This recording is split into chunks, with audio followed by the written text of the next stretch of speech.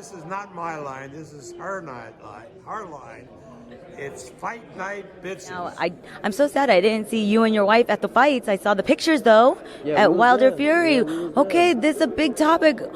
Thoughts on, like, first of all, the fight, and thoughts on the towel or the stoppage?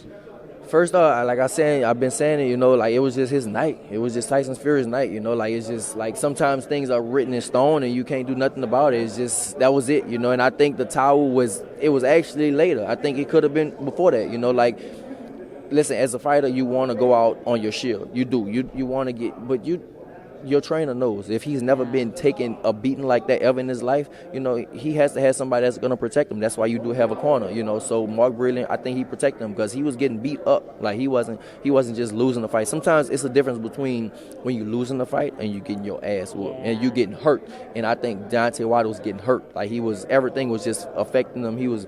It was bad, and I think Mark Breland did the right thing by stopping the fight. But like I said, as a fighter, you definitely will always want to go out on your shield, but this wasn't the time. Yeah, I mean, all the excuses, and I feel it's hard because it's like you just take the loss and move on. Like, look at Joshua. He took the loss, went back to the gym, no excuses. Right. But then all these, like, the costume, the Kenny Bayless, like, I mean, everything, I'm just like, oh my God, just...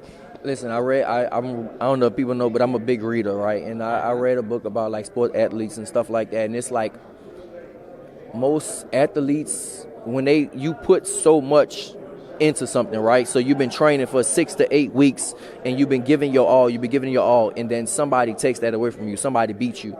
You have to come up with an excuse to be like, why did I lose this? Why? And so I think that validation. Basically, like, why did I lose? You can't. It's hard to be like, he's better than me. It's really hard to be like that. I'm not.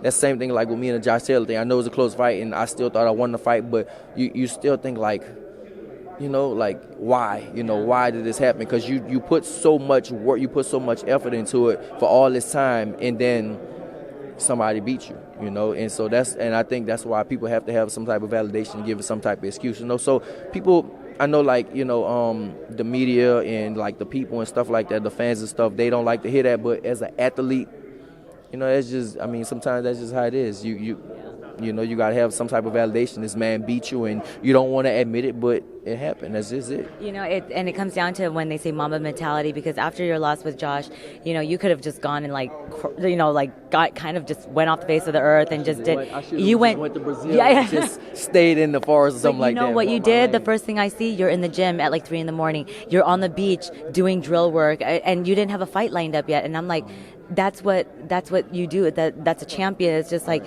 you figure out what you could have done better and just work on it. And I applaud you for that. So make sure you guys click and subscribe right here. And remember, it's fight night, bitches!